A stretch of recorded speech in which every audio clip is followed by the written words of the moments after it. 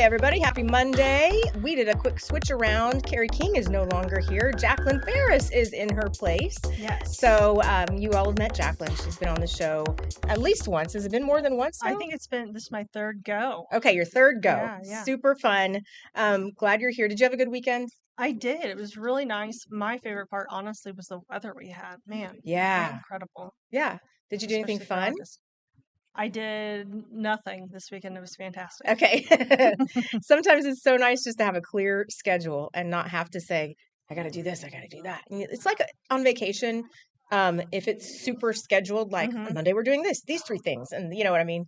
Yes. Then it's like not relaxing. It's not as fun. So I think the weekends are somewhat the same.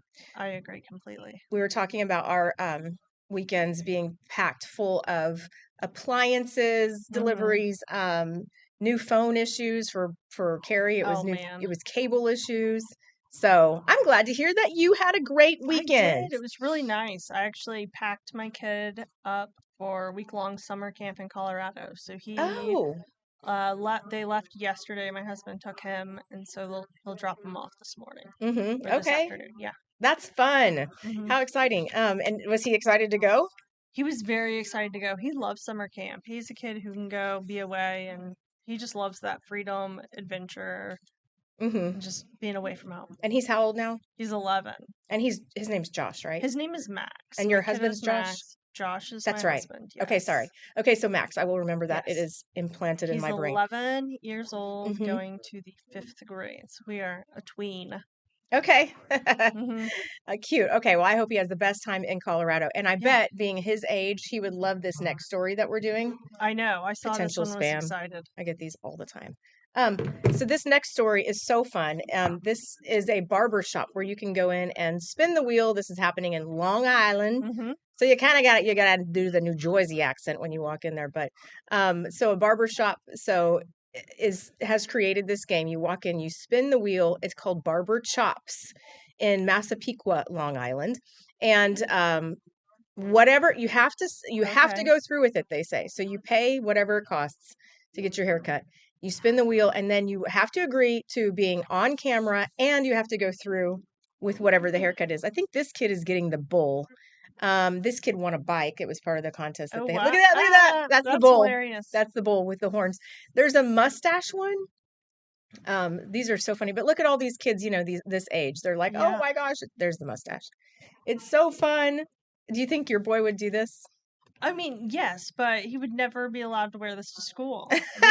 He wouldn't even be allowed to get out of the car. That's the barber. He thinks it's just as funny as the kids do. But the fact, I mean, they're paying for this. That one's great. Wow. Oh, man. I wonder if that one's the pineapple. I saw that on the board. That was good. That's got to be the... My favorite is the mustache. Yeah, the mustache looks like, it reminds me of the Wizard of Oz. Like his... Yes. And then like the Lollipop Guild people with those barbell mustaches. That is so funny. And this guy's the bull. There's also one called the reverse, what's it called when it's longer in the back, party in the back? Oh, the reverse mullet. Yeah, reverse mullet. So, but anyway, this sounds like so much fun. And so it's gone viral. The barber right there, his name's Joe. He said when he posted it, it had, a few hundred views, a few thousand views, and it went up to 20 million in just a few days. And who knows where it's at now. That's crazy. But what a fun deal. Yeah. He said the diamond stitch is the worst one. I don't know why he thinks so. And so he said no one yet has cried in his chair, but he thinks that a lot of people do go home and then shave it off. For sure. But just what a fun experience to be part of. And that's what he said he wanted is that kids, when these kids are grandparents, they'll set their grandkids on their lap and say, hey, let me tell you, Sonny, about this one time I got this haircut. So... I paid a lot of money for a really bad haircut. And people are traveling from all over to go to Long Island for this. I think it's fun. That guy looks like the Statue of Liberty with that haircut right there. Or the sunshine. That one is so funny. Is bad. That's got to be the pineapple. But he also looks like the Statue of Liberty. He looks like George Costanza, from Seinfeld. Yes. You know Would your son do this? I don't have a son. Okay. But no. I mean, my daughters would not. But if I did have a son, yes, I'm sure he would love to do this. I think I would have loved to do it when I was a kid, yeah, if I were would a have boy. too. Yeah. I would have done it. That's got to be the diamond that he was talking about. Yeah. I don't know. Fun times, fun times. People are clever, come up with all kinds of cute things, and I think it would be fun if a barbershop brought that here. Okay. Tell me about, if you don't mind my asking, Yes. how your husband asked you to marry him. I saw the story and I was excited about it. He proposed when we went camping and he proposed on a camping trip, but we met rock climbing. And so I kind of liked this story. We actually met, I was coaching rock climbing and he had stopped in to climb.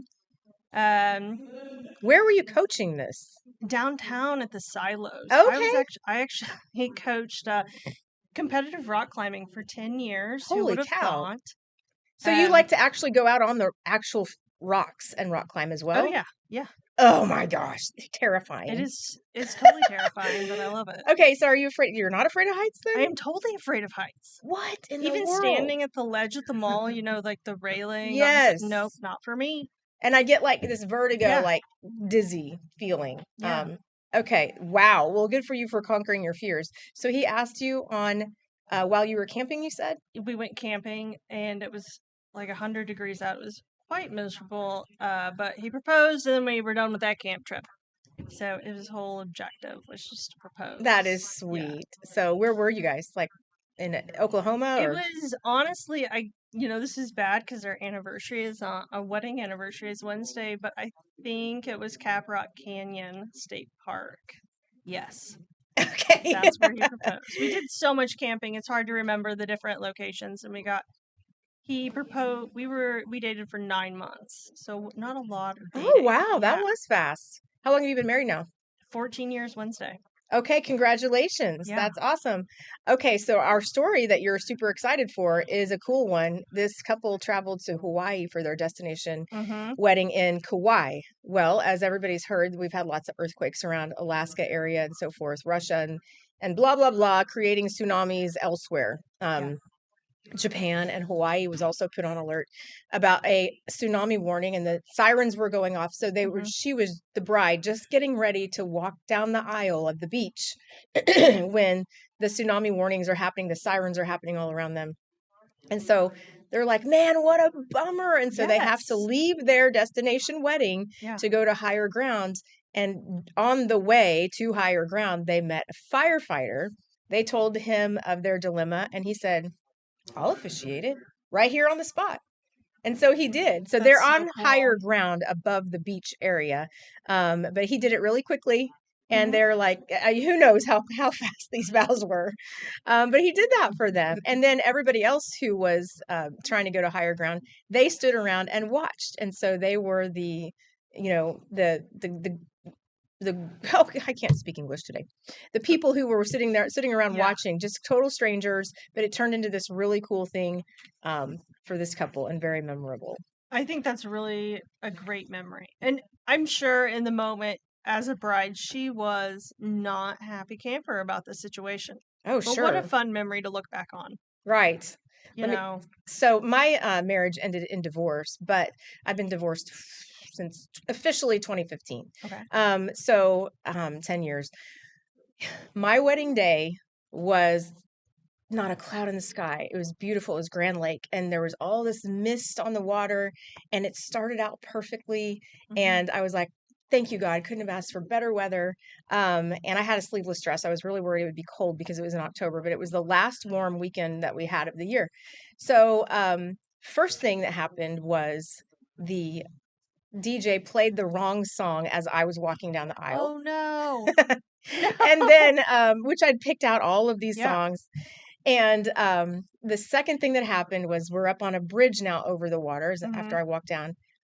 I had this beautiful bouquet, and all of these wasps and bees started swarming my bouquet. First it was butterflies, and I was like, oh, so pretty. And then wasps and bees. So I'm going, That's and awful. then my dad was the one officiating it, and it was somewhat windy. A gust of wind happened, and the vows blew out of his hand and into the water.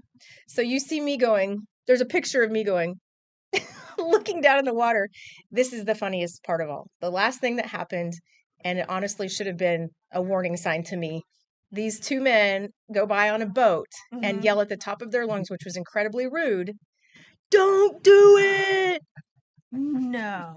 Yes. No. That's terrible. So now, that's really bad. And then one more thing that happened at the Really bad. reception. I put my bouquet down, and one of the petals touched the groom's cake, which was chocolate. Picked it back up, all over my dress. That's nice. Yeah, so I made the most of it. I didn't care. I thought it was, a great day, but it was far from a perfect wedding.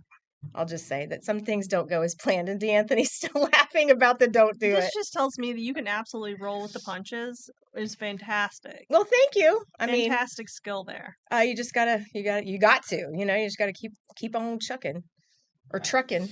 I love the vows. Just, I'm sure, slowly blow into the water.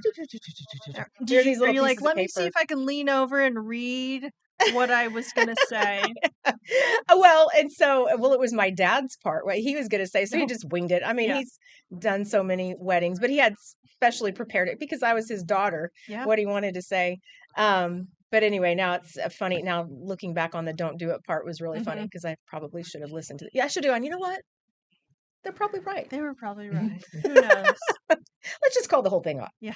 So, okay, we're going to take a break, but when we come back, we're not finished talking about weddings and proposals and all of those cool things, because after the break, a couple gets engaged in the very spot where they met. I'll tell you about it coming up.